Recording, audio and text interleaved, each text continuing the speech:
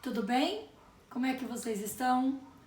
Pessoal, primeira coisa, tarefa é obrigação de vocês, tá? Eu não vou ficar olhando tarefa de terceiro, ok? Vocês sabem que é um trabalho de vocês, estou à disposição para tirar as dúvidas, combinado? Então vamos lá, aula de hoje, continuando o nosso segundo bimestre, aulas 19 e 20, tá? Página 31 da sua apostila, relações trigonométricas em triângulos. Veja, em triângulos, qualquer um. Aí você pode falar, poxa, mas existe a trigonometria num triângulo que não é retângulo? Sim, nós temos duas leis, tá? Que nós podemos aplicar. A lei dos cossenos e a lei dos senos. Nós vamos começar pela lei dos cossenos, ok? No qual a lei dos cossenos, o que eu preciso estar atenta é qual lado que eu vou começar e qual é o ângulo que eu vou usar. Isso é o importante para mim, tá ok? Então veja a localização.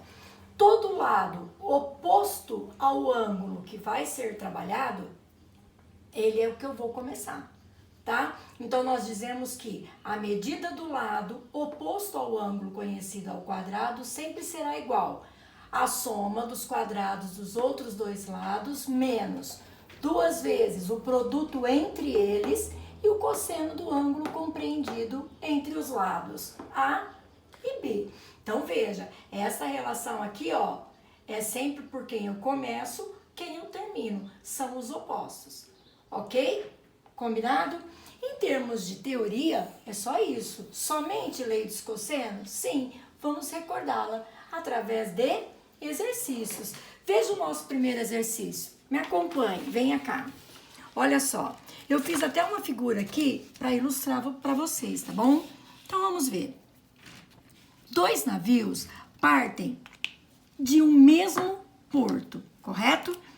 E ao mesmo tempo, o primeiro viaja a uma velocidade de 16 km por hora em curso de 45 graus em relação ao norte, pessoal. Então, ó, em relação ao norte, 45 graus, nós temos o navio 1. E a velocidade dele é 16 km por hora. Veja o navio 2. O segundo viaja a uma velocidade de 6 km por hora em um curso de 105 em relação ao norte também, tá? Também no sentido horário. Então, veja, ó, em relação aos ponteiros do relógio, sentido horário, 105 graus, eu encontro a posição do navio 2. No final de uma hora, que é o que o exercício pede, ele diz qual é a distância em que eles vão se encontrar, ou seja, qual a velocidade que eles deixam esse porto. Ok? Não, peraí. Após uma hora de viagem, a que distância se encontrarão separados os navios? Supondo que eles tenham mantido o mesmo curso e velocidade desde que deixam o porto. Então, realmente é a distância em que eles se encontrarão. Tá ok? Então, vamos lá. Qual a distância que um navio está do outro, sabendo que a velocidade é constante? 16 km por hora. Então, no final de uma hora, andou 16. No final de uma hora, andou 6. Veja bem, se nós temos 105 graus, se eu subtrair 45, eu encontro o ângulo de 60. Se esse ângulo é de 60 graus, é com ele que eu vou trabalhar. E veja, quem é o oposto? A distância que eu quero. Então, a distância ao quadrado sempre será igual à soma dos quadrados dos outros dois lados, que são conhecidos, menos duas vezes o produto entre eles, cosseno do ângulo compreendido, cosseno de 60. Fazendo todos os devidos cálculos e simplificando, nós vamos descobrir que a distância será mais ou menos a raiz quadrada de 196.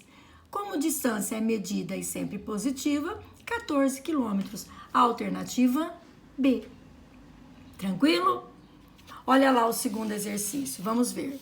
Primeira coisa, olha, a figura é um hexágono regular de lado 1.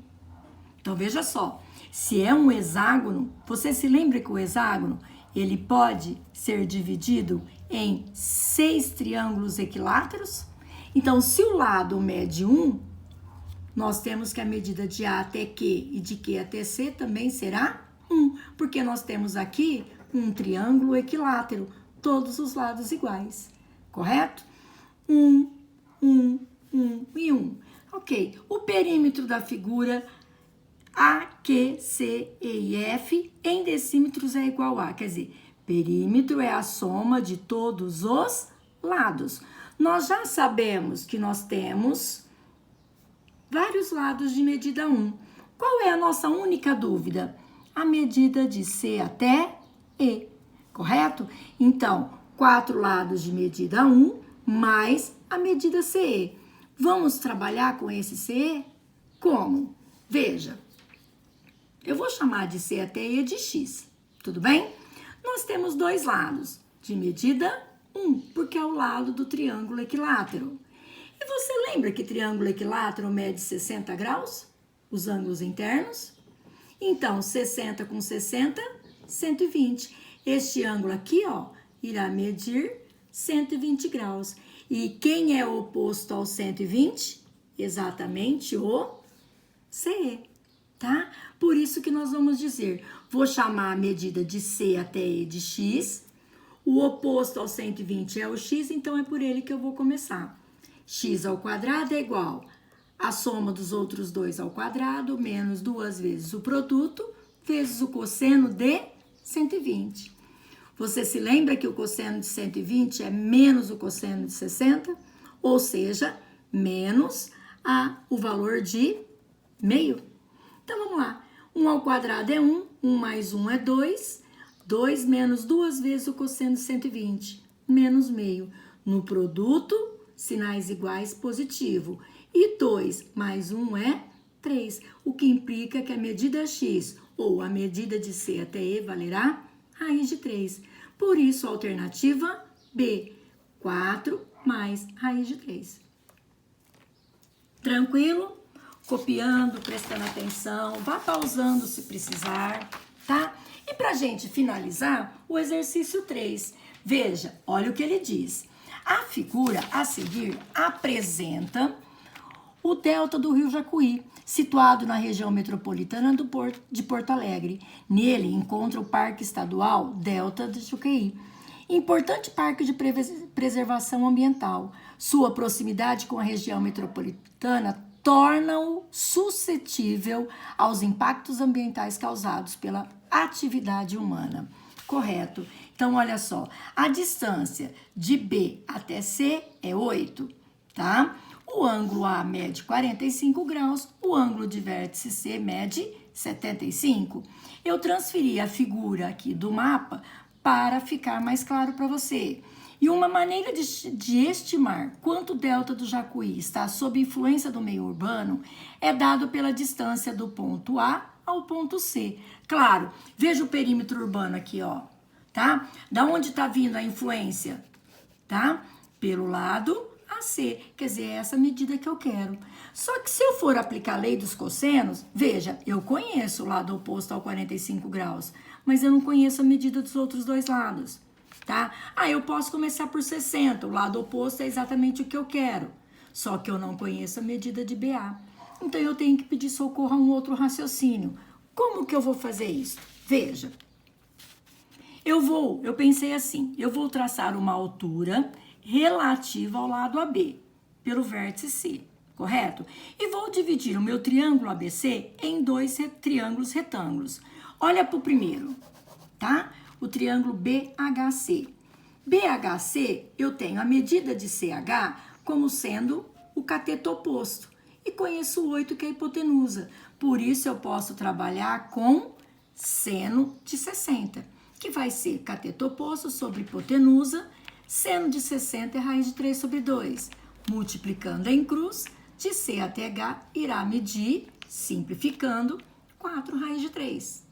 Se a medida de CH mede 4 raiz de 3, olha só, triângulo, retângulo, cateto oposto, hipotenusa. Vou ou não vou encontrar a distância? Então, olhando para o triângulo, agora CHA, eu também tenho seno de 45, cateto oposto sobre a hipotenusa.